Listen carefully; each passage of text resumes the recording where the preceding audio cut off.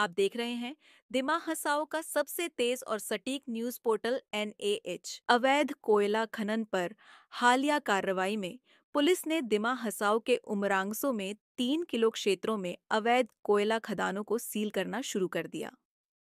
दिमा Hasao district administration और police तब हरकत में आई जब असम के मुख्यमंत्री ने एक प्रेस वार्ता में कहा कि 3 किलो क्षेत्र में 220 अवैध कोयला खनन है जिसे सील कर दिया जाएगा।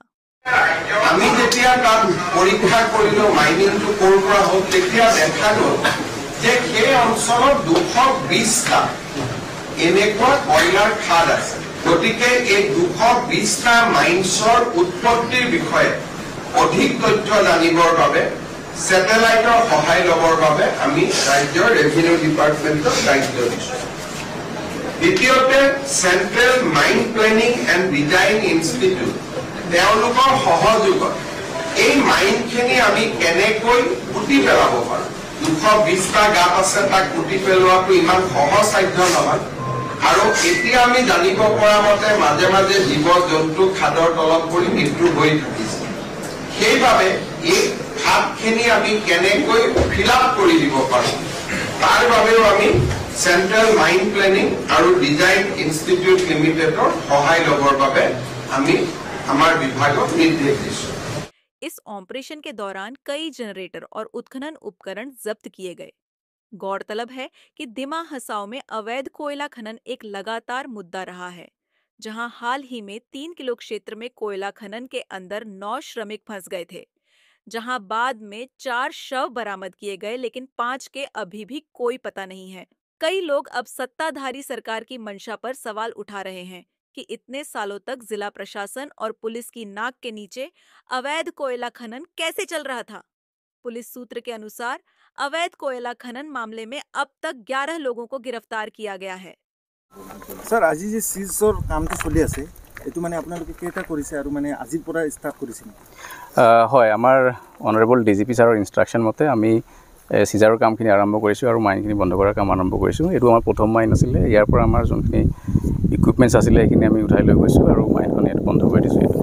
যেনে স্যাৰ আমাৰ অসমৰ যি মুখ্যমন্ত্ৰী কৈছে যে 220টা মান ইলিগেল মাইনিং আছে ইয়াতে, এইটোৰ কিবা ক্লু পাইছে নেকি আপুনি?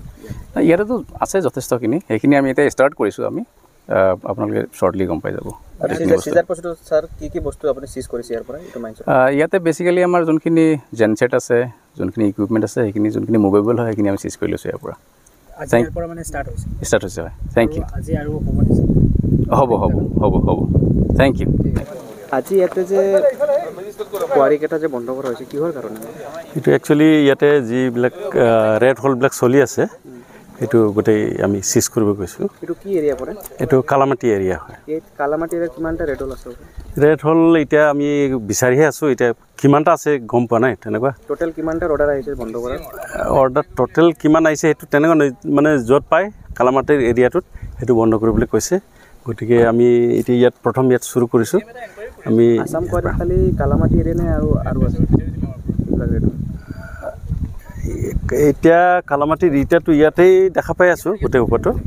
আজি টোটেল কিমানটা বন্ধ কৰা হ'ব? আজি যিমান চাওঁ দেখা যাওক কিমান পৰা যায়। আমি আশা কৰিছোঁ এটলিষ্ট আবিললৈকে কিমানটা কৰিব পাৰে সেইটো।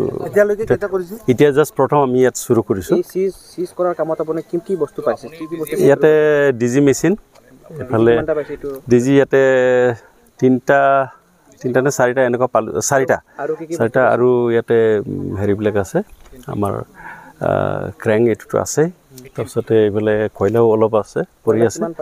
কয়লা ইয়াতে বেছি হেৰিটো হোৱা নাই। এপ্ৰক্সিমেটলি এইটো 25-30 টনমান হ'ব। এইটোতো ধৰিব পৰা নাই এইটো বস্তুটো কেতিয়াৰ পৰা হৈ আছে, এইটো কেনেকৈ হৈ আছে এতিয়া মইতো তেনেকুৱা অহা নাই। এইটো কোৱাৰীৰ মালিক কোন হ'ব পাৰে কিবা চিনাক্ত? নাই তেনেকুৱা মই গম পোৱা নাই।